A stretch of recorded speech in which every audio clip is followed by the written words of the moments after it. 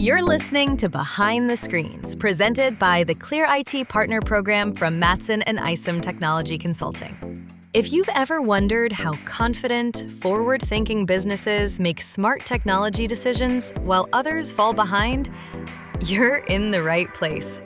Every episode, we pull back the curtain on the systems, tools, and leadership decisions that keep growing companies running strong, so you can apply them in your own business. Now, let's get into it with your hosts, Tyler Smith and Chris Harp. Well, you have those meetings sometimes that are like, oh boy, what's that? This meeting could have been an email. Yeah, thank you for inviting me to another meeting that could have been an email. Yeah, but you forget you have that lack of clarity in the end of what are the takeaways, what are the action items, and I think that's a problem that everybody has. I don't care what business you work in. If you work with people of any kind, you're going to need to coordinate, communicate, hash through ideas, brainstorm, come up with maybe solutions to problems or whatever. So you're going to spend time with people. You're going to have meetings.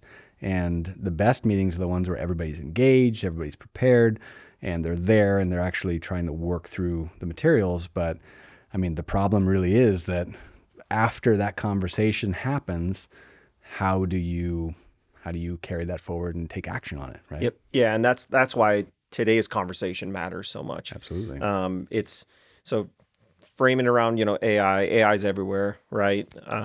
But how do you use it in a way that actually delivers value? And when thinking about meetings and talking about meetings, that's the almost the entry level of it, right? For sure. The best way to use AI originally, starting out, you don't need to be an expert or a developer or anything like that, but let's using it in meetings. Let's talk about that. I mean, that's the point of today, and this episode today is to really talk about, there's all kinds of different scenarios where, maybe AI can help, but let's talk about this one simple use case, this one thing that is probably the best place to start, right? If you're using it in a few different ways, maybe this is the place where you could start using it today, like right now. Yep. Yeah, and real great for capturing action items. There's a lot of tools out there, but leveraging AI to actually capture those action items, capture kind of what do those next steps look like, accountability, transparency. We'll get into a little bit of that later. It's an absolute time saver. Everybody jokes about death by PowerPoint, right? Or death by meeting, or everybody's like, oh man, another meeting. Oh no, please no more meetings. And they do that, and it's almost presented like the meeting itself is the problem, right? Like, why are we meeting? But to me, that's not really it. Like, obviously, you don't want to spend 8 a.m. to 5 p.m. every day in meetings. But at the same time, it's not really the meeting itself that people dislike. And when it comes to small business leaders, they don't hate the meeting itself. They just hate the fact that they might have to say the same thing over and over and over again, right? Yep. If you have a meeting with these three people, and then okay, great, now I got to have a meeting with these three people, and it's the same thing. Or worse, I'm going to have a meeting with these three people, and then at the end of that hour and a half long meeting where nobody took notes, we all forget what the actual who committed to what was, and then we have to have the meeting again because a week has gone by and nobody took action. I think it really comes down to people don't trust that the outcome of the meeting is going to actually have an impact on the organization. So whatever the point of the meeting was in the first place, if no one's taking notes, if no one's capturing action items, if nobody's actually really consolidating and clarifying what that was all about, then they start to distrust the process. Right. And then when you distrust the process and you're invited to a meeting, you get that death by PowerPoint, death by meeting where the people, they just don't want to be there because they already feel like it's going to be a waste of time. Or it's another meeting. You have those, also you mentioned 17 people in a meeting. I almost feel like the more people in a meeting, sometimes it feels like less gets done, which I don't know if that's really true, but that's the meeting fatigue. It's like, you're sitting on a Teams meeting and all of a sudden it's like so-and-so joined, and it's like, oh man, we partner with a lot of other companies and things. And I feel like larger companies are a lot like that. It's a lot of people in a meeting. You end up with meeting fatigue, and almost like perceptually you flip in your head, like something flips in your head of like, well, how many takeaways are we going to have today, right? So getting into, leveraging these in a meeting, what would you say the cost would be on walking out of a meeting with no clear takeaways? One is trust. It's just people start to, just like we said, they start to mistrust the process because they say there's no clarity on who is responsible for, one, taking notes, right? Maybe you're lucky enough in your organization to have someone who that's their specific assigned role in the meeting. But in most small businesses, that's just another hat that somebody has to wear, and they've been invited to the meeting and they want to engage in the meeting. They want to be someone who's talking and actively discussing things. But if they're the one that's frantically trying to type or take notes or do something like that, then there's a cost of their attention. Without actually focusing in on, okay, what should the takeaways be and whose responsibility is that? And did they do it the same way every time? Or is it a role that a different person in the organization has to play every single meeting? So in the first meeting of the day, it's this person. The second meeting, it's another person. The third meeting, it's another person. That creates situations like you're talking about. There's no clear takeaways, or they're inconsistent takeaways. And so you start missing things. You start dropping who was supposed to do what. If somebody says something like, okay, that's mine, I'll take that, and then they roll right into another meeting right afterwards and they never wrote that down, people they forget. And it's not because they're malicious, and it's not because they, committed to something and then are trying to get out of it. It's just because they literally forget, and they're paying more attention to the attendance and the engagement than they are the action and the follow-up. And so, you start to get those feelings of, wow, we wasted a lot of time. If we had a conversation for 30 minutes that no one took notes, people said they would do stuff, but when it came down to it, nobody wrote it down. And then a week later, you maybe have a rhythm meeting, or you get in with the group and everybody says, so did anybody get anything done? Yeah. And everybody just kind of looks at each other like, wait, did I say I would? I don't remember. Yep. So it ends up, people do double work, right? They go, oh, God, okay, I guess we have to talk about this again. I thought you volunteered for that, Chris. Yeah. And then you say, I sure did not. No, that wasn't me. That was Tyler. You said that. You have to recap it, right? You're like, well, let's spend some time talking about what we talked about last week. And this time, Chris, I'd really like for you to write it down, please. Right. And you're like, I don't have a pencil. Wait, hold on, my laptop. Wait, what? How do we do this again? Yeah. Well, it's inconsistency, I think, is the word that you used. And the other big word in there is the trust, especially if it's a client-facing meeting, maybe a vendor relationship or anything like that. You don't want to be in a position to have something, create an action item or have it be an inconsistent experience at the end of the day. And if it is inconsistent, that would erode some trust. Yeah, absolutely. And it's a lack of clarity, right? It's a lack of follow through. And when you have to either restate or rework through follow-up meetings where you're just hitting the same territory all over again, that term of eroding trust is exactly the right message. It's why people start to get that fatigue in meetings. Right. And really what it comes down to is, if you had a person in your organization who had a full-time job of taking really good notes and making sure that every action item was captured and making sure that people were followed up with on summaries of what was said and commitments that were made, you'd be way ahead of 99% of small businesses, right. Because that just doesn't happen. People have an expectation that they will remember, that people will just get things done and they don't have to write it down.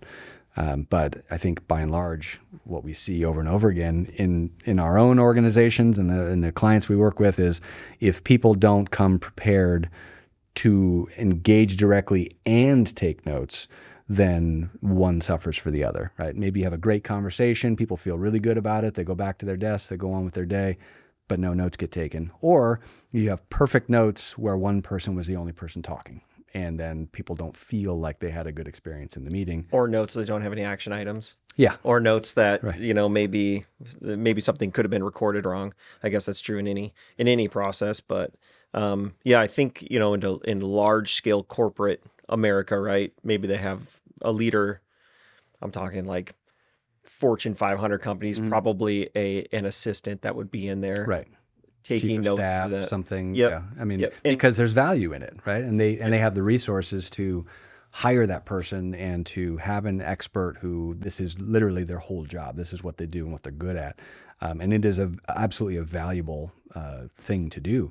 But it's just, I feel like it's not something that in the small to mid-sized business space, people have the resources to well, you're wearing multiple hats with it, right? Yeah. I mean, I've been in plenty of meetings with you where you're taking notes, and how much time would you say, let's see if we can quantify this a little bit, right? How much time would you say, because I've been in many meetings with you over the last 65 years that we've worked together, but and you're an exceptional note taker while being engaged. It's the whole multitasking. And how much time would you say you would be able to get back after a meeting from going back and Yeah. I summarizing mean, it? that's the key, right? Like, 'cause for people who can type without looking at the keyboard and type fast, I would say you have a leg up because at least you can capture what's going on. But the challenge for me is one, even though like the multitasking. By the way, it's a little aside here. I feel like multitasking was the promise of the 90s, right? Like the future is all about multitasking, and the early 2000s. And when we all like grew up and realized that it was kind of a lie. Right. It's like quicksand. It's like you are fractional attention is kind of what multitasking is. But you get good at it because you have to be, because in small business you're wearing so many hats and you're expected to do so many things at the same time. So you're still split. So even if you're typing fast, and even if you are, because I know a lot of our clients, they type fast, right? And they can do it, but there's still a cost of focus and engagement in the meeting, because you're like, somebody brings up a great point and I can't respond to that great point while simultaneously typing out what they just said.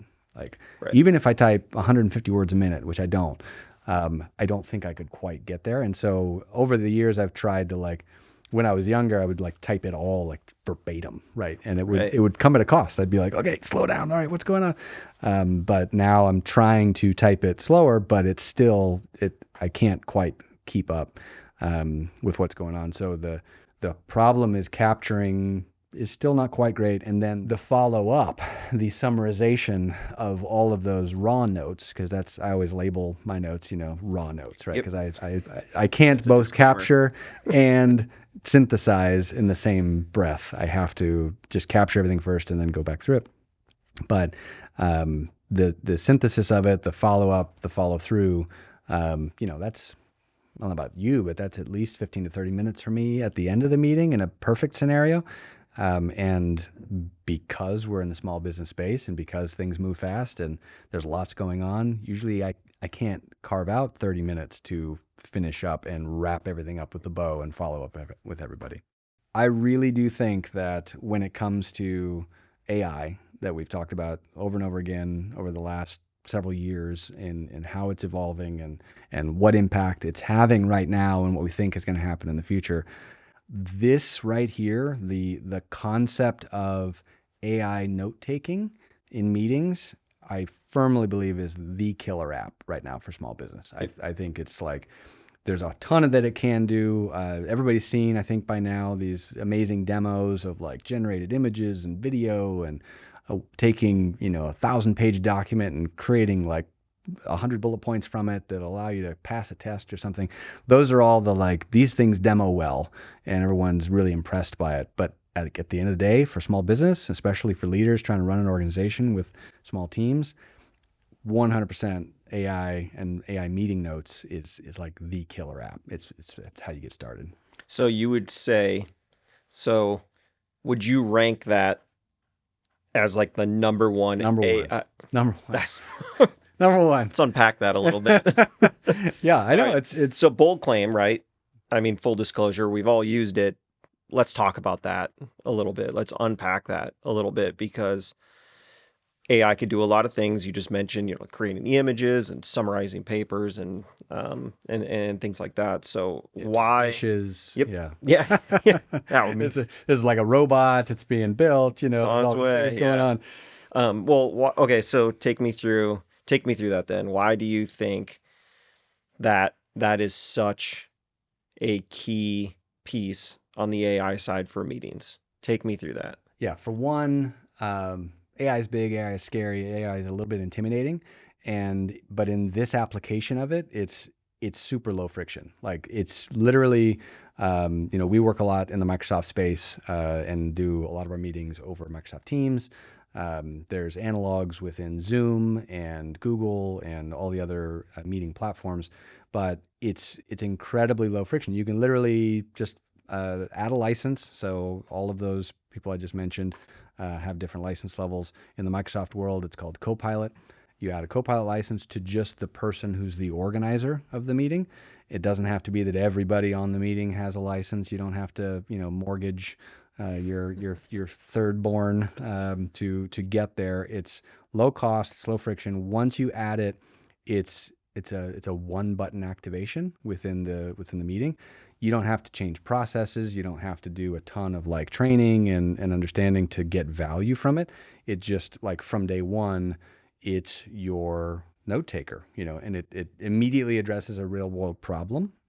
When you're talking about how could AI help summarize large volumes of data that my company needs to move something out of the discovery phase into the engineering or whatever, like those are all applications of AI as well, but they're kind of big and onerous and take a lot of planning and effort and energy to get off the ground.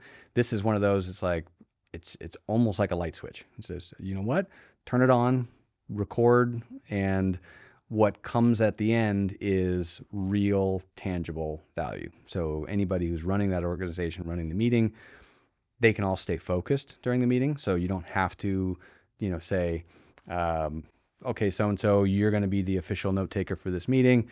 And then if that's not their normal role, they kind of go, oh, okay, all right, I guess, let's see. And it's just because I could type fast, huh? Yeah, the term voluntold. Yep. Yeah. You get rewarded with additional responsibility. Yep. So they don't have to do that. They can actually be engaged in the meeting. They can have some confidence when that discussion is happening that what they're saying is being captured and what anybody's committing to is being documented so that right at the end of the meeting, they can get a summary of what was said. They can pull who committed to what. They can see something where they could just step through and say, when was I mentioned? It's super, super valuable from day one. And I know probably a lot of people may disagree with me on this, but I think it's one of those like 80% value use cases. Can it help you draft an email? Absolutely. Can it help you synthesize large documents? Yes. Can it help you get through being stuck in writing or drafting like a long form document? All of those things are true.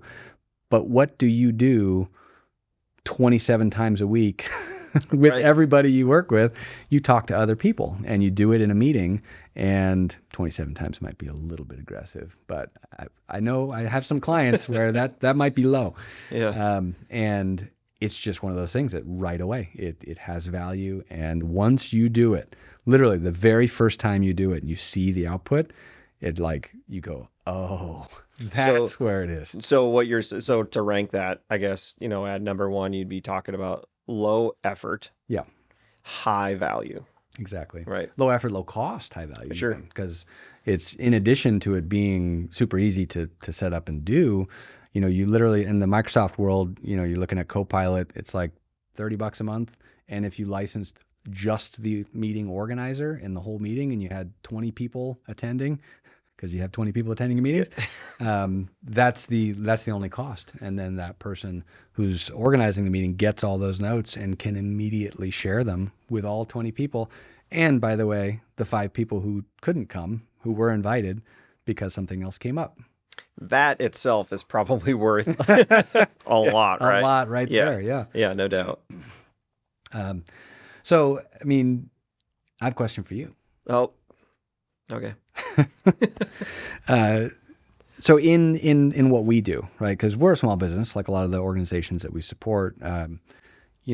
What have you seen? What's been some of the real world impact of this application in how you run your team? Boy, I would say probably client onboardings. Okay. When we're onboarding a client, we have, an internal kickoff call, or a kickoff meeting, I guess it would be. And then, we get, everything kind of drafted up and outlined. And then we have a client facing, kickoff call or kickoff meeting. And it's useful because that's one of, like, from an operation standpoint, that's like the experience you're trying to continue on the experience from, like, our partner success managers, right? And that high level of value, and you're trying to keep that experience. And I don't know, you mentioned trust before. Mm-hmm. I don't know a faster way to erode that trust than not doing what you say you're going to do. Yeah. So we use it a lot for any sort of, like, onboardings and action items oriented to that. So if, let's say somebody's going to reach out to, somebody on my team is going to say, I'll take that item and reach out to so-and-so, get a list of, the people that are going to be on the agreement. We'll get them set up in the system. And I would like to say we've been 100% on getting that, those tasks kind of scheduled out and divvied out, and somebody to accept the ownership of that.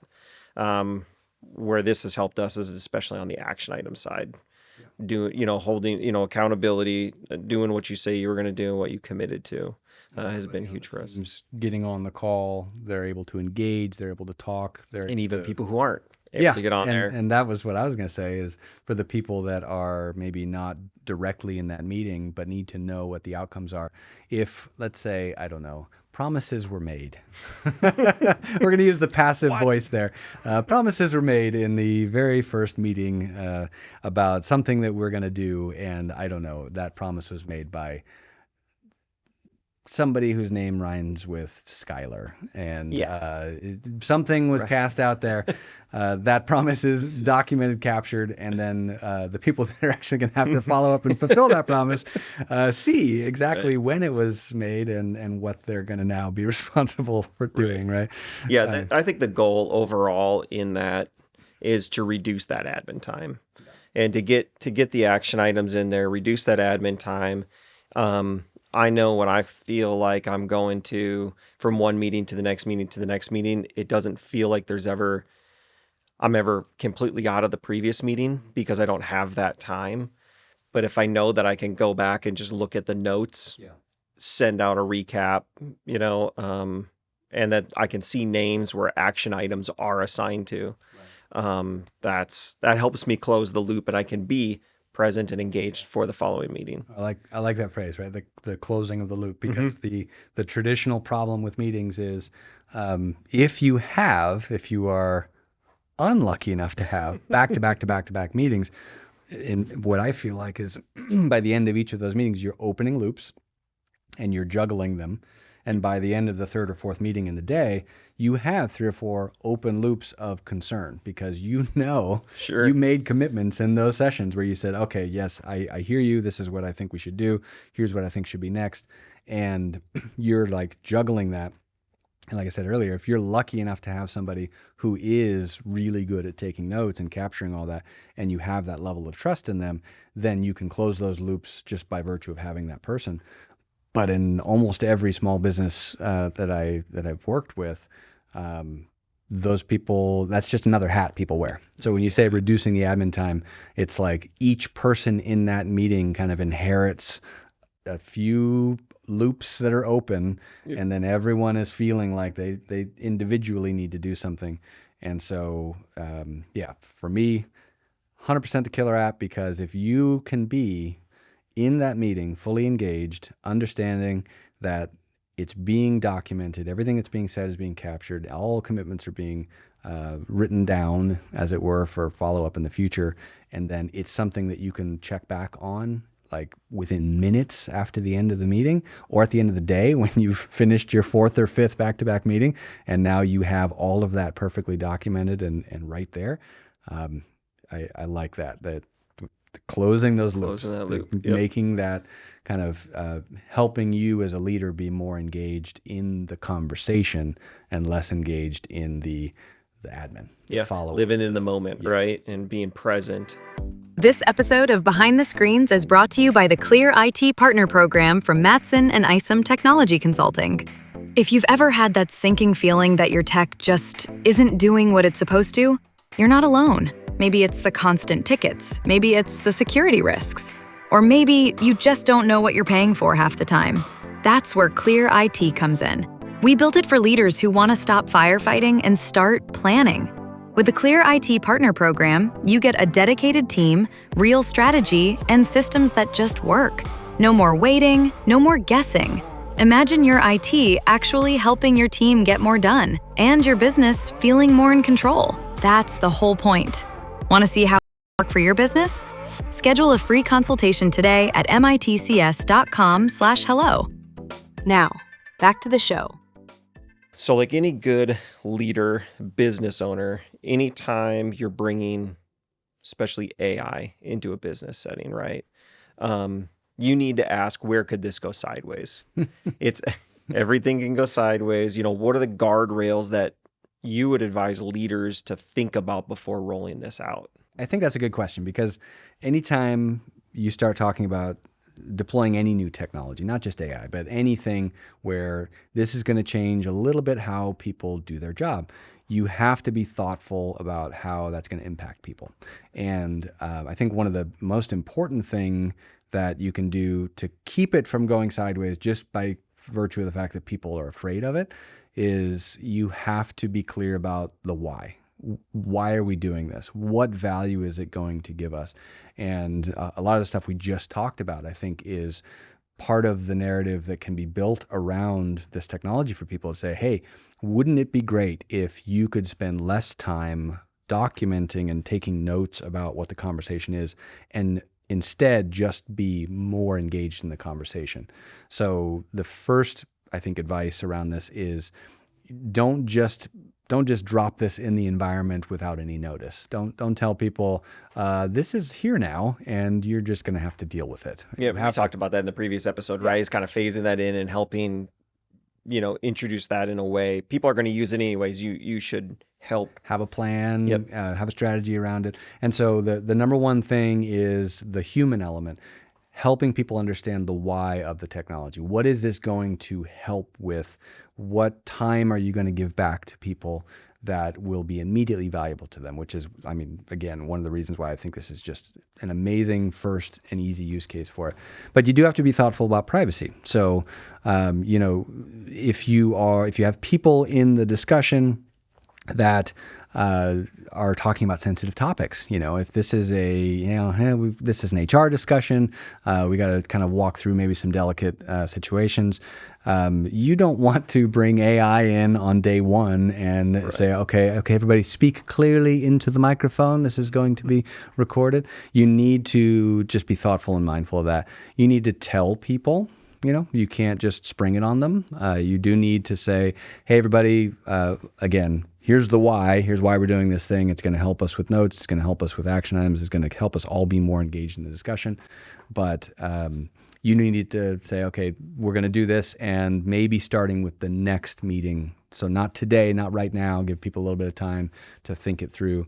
But you need to really pay attention to the human aspect of this technology and make sure that you're not just pushing it onto people without giving them time to understand, why is this going to be better for us? How is this going to help us do better as a team? How is this meeting going to be more productive because the technology is in it? Yeah, I think we've talked about that before, in the way of, even if you have AI help you craft an email and send it out, right? We had the joke last episode of the I hope this email finds you well. It's, a telltale sign.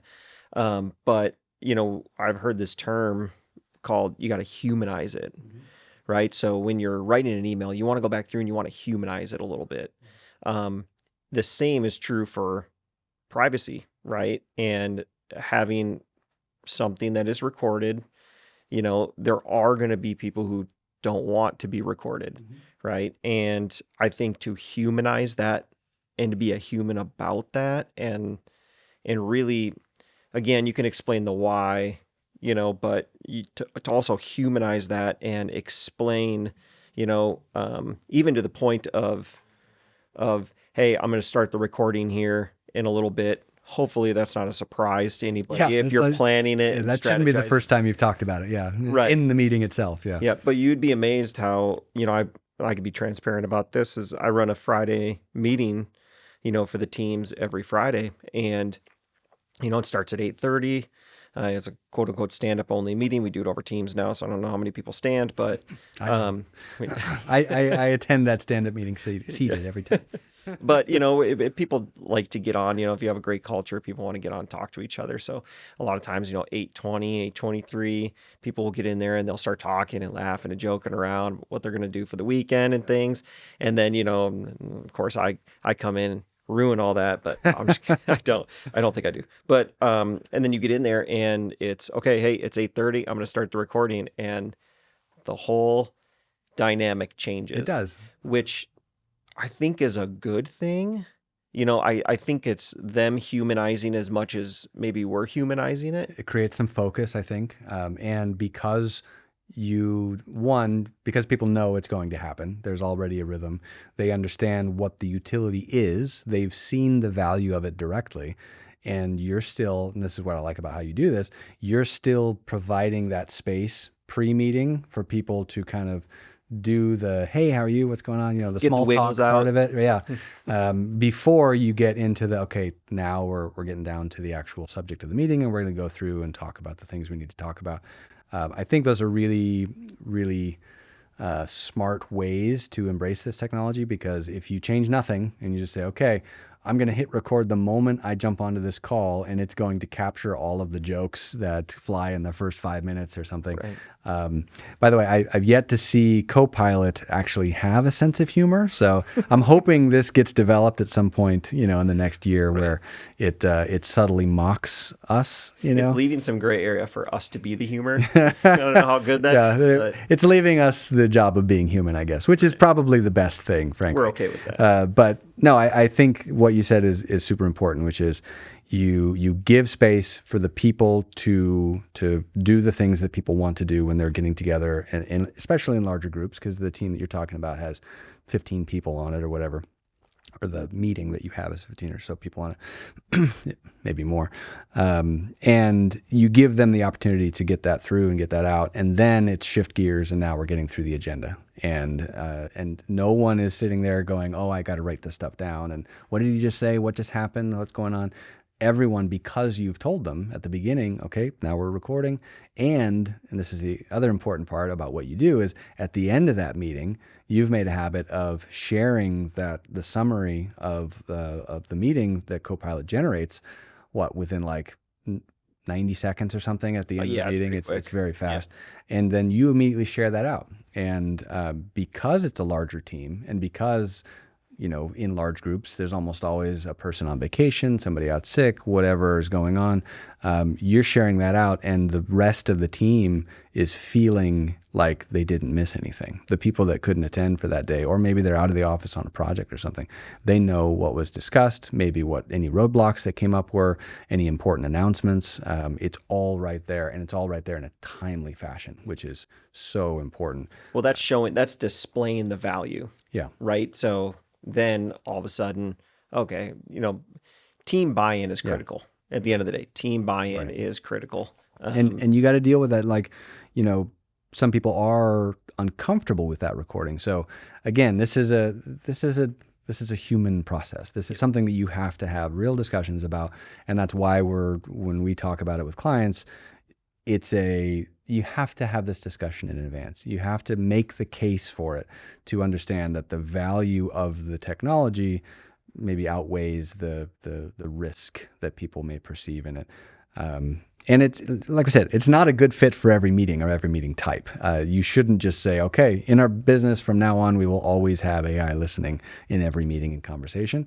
But I think if you start using it, it can start to just immediately add so much value. And your team will see that too. The other thing that comes up is people want to know, where is it being recorded? is it being retained?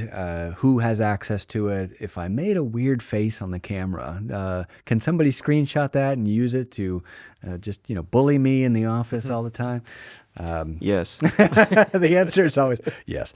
No, those are questions you want to have answers to. And that's where choosing which platform, which technology you're going to use, who is licensed with those tools, what policies do you have in how long they are retained? Because you have to think about it from a business perspective.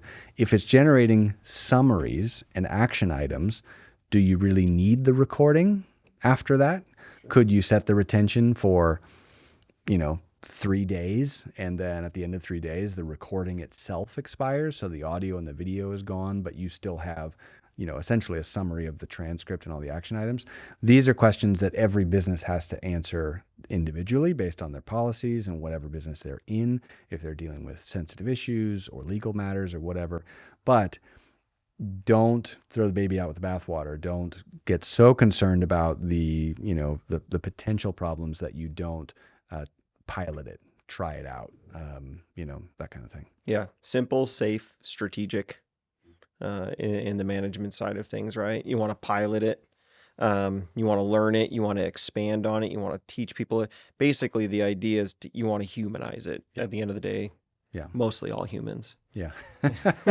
For now. Yeah. Yeah. For now. Okay. So if someone's listening right now and they want to try this, they want to try the note taking, and start to lean into AI just a little bit. What's a first step? What's the first step that they should take? How do you introduce this to your team, right, in a way that's going to build trust and not anxiety, right? We talked a little bit about change. Yeah.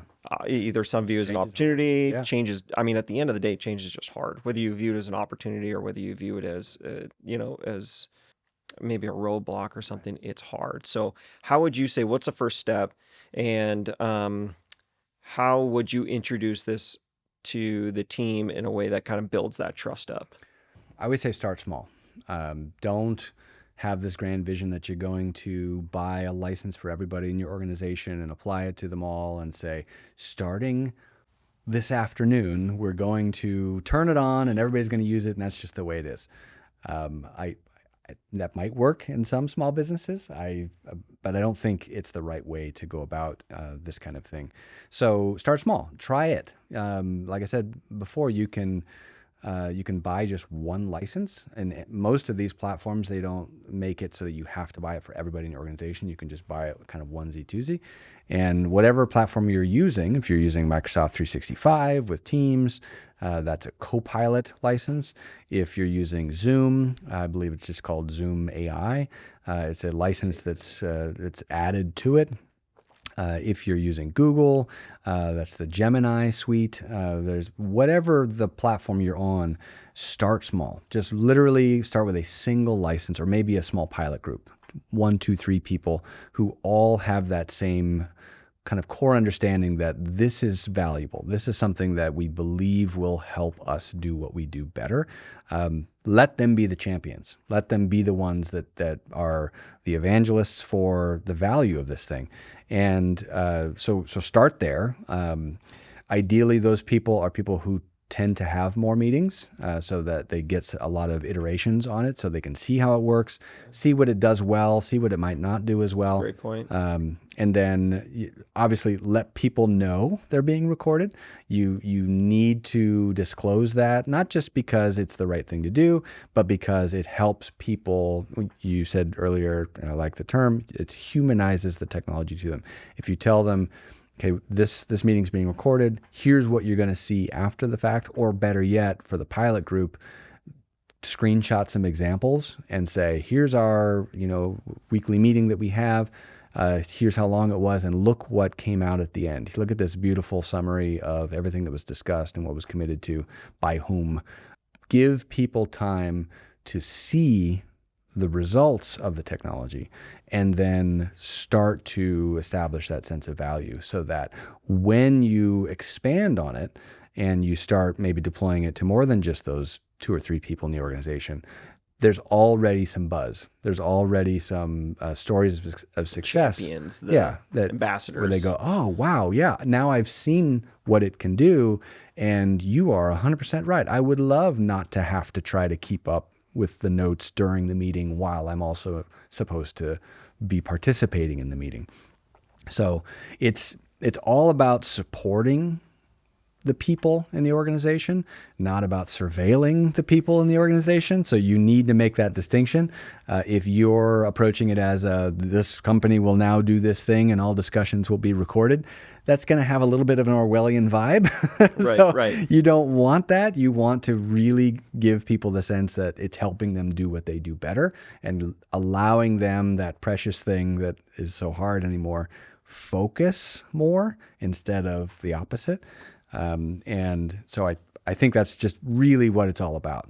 Yeah. And so, obviously being the leader of our organization, you have a lot of meetings with a lot of different teams, right? We call them teams, not departments, or people on multiple teams that are all under one team. So how do you read the room? Yeah. Right? I mean, does it go back to the transparency discussion? I think so. Yeah. And because every organization has its own separate, unique teams, right? Whether that's operations or admin finance or HR or sales or whatever else. I think you do need to approach it depending on the size of those teams. If you're talking 2 or 3 people per team, that's a different approach than if you're talking 40 people per team. You do need to probably implement it in a team-specific way. So if you're going to implement it in the finance team, that's going to have a different vibe than if you're going to do it in operations, right? If you're going to do it in HR, obviously that's going to have a different vibe too, because it might not be welcomed with open arms because they're a little bit more concerned with compliance and those kinds of considerations, which maybe operations isn't when it comes to legal conversations or whatever. So I think you do have to, again, just start small, really frame it as each team has its own considerations. But if you start small and you develop some champions of people who are like, you know what, I see the value in this, then that can help you kind of expand out from there. So Tyler, to bring it home, why do we call this the killer app for leaders? Summarize it for me. At its core, it tackles that universal problem, right? Too many meetings, not enough clarity, too many people involved just because you want people to hear it, but you don't necessarily trust that the message will make it through in follow-up emails. So it helps to solve that problem. It helps to kind of chip away at that, and it does so in a way that requires almost no behavioral change. People are still coming to the meetings. You have to set it up in advance, set expectations, but once you're there, you're literally just hitting one button to get it going. You press record, and then everybody in the meeting gets to stay focused. They get to stay focused on the actual conversation and be engaged, not looking down at notes or saying, what was it? How do we do this? What was it going? Oh, wait, slow down. Did you say that again? It really adds clarity. It creates those action items. So if somebody says, hey, you know what, we really need to do X, Y, or Z, it's pulling X, Y, and Z into a very tight verb-driven list of actions. And I think the most important thing about it is it helps build team accountability.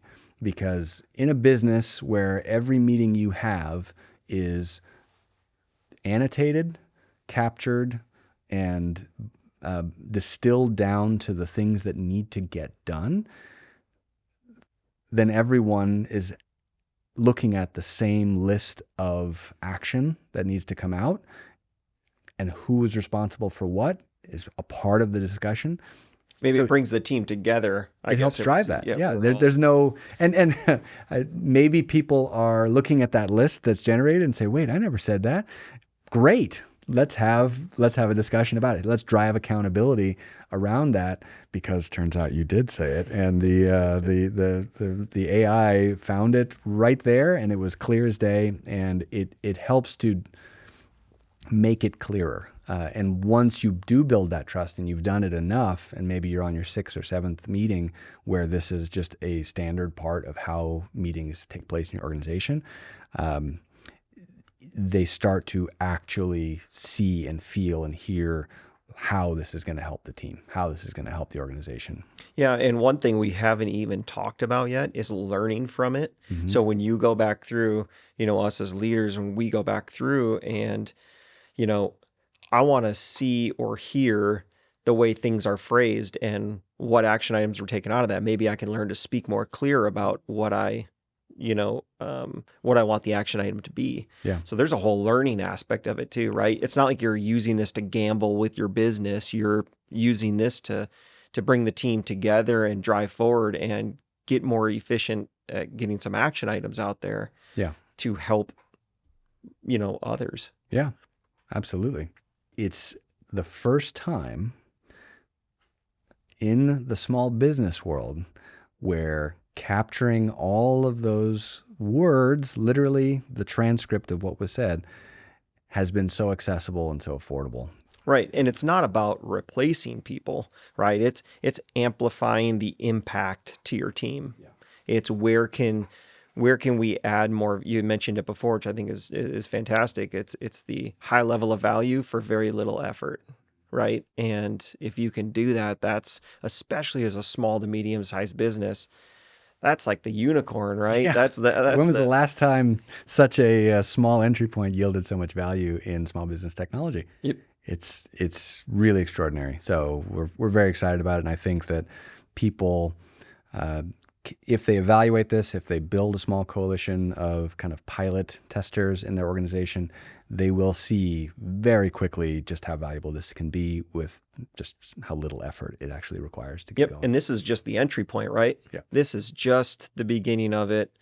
And again, you don't need to be a high-level engineer to use this. Super simple. It's a lot of value. The journey's long, right? I hope the AI journey's long, but it's a great, starting with meeting notes, recapping meetings.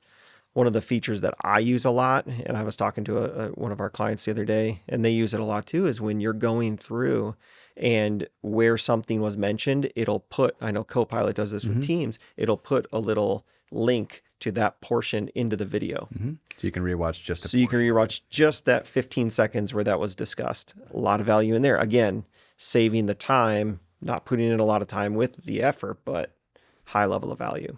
Yeah, I mean, ultimately, we've been in this a long time, and the best technology is the technology that integrates into your workflow and gets out of the way, right? It just literally disappears. And what you see on the other end of it is the value, but your level of effort to leverage it is almost nil. And this is why I really think this is the most impactful early use case for AI, because you can immediately integrate it into the workflow, it completely gets out of the way, and at the end of every meeting, it just helps provide clarity. Thanks for listening to Behind the Screens. If you're ready to take the guesswork out of technology and lead with greater clarity, we'd love to help you build a plan that works. Visit mitcs.com/hello to take the next step. And we'll see you next time.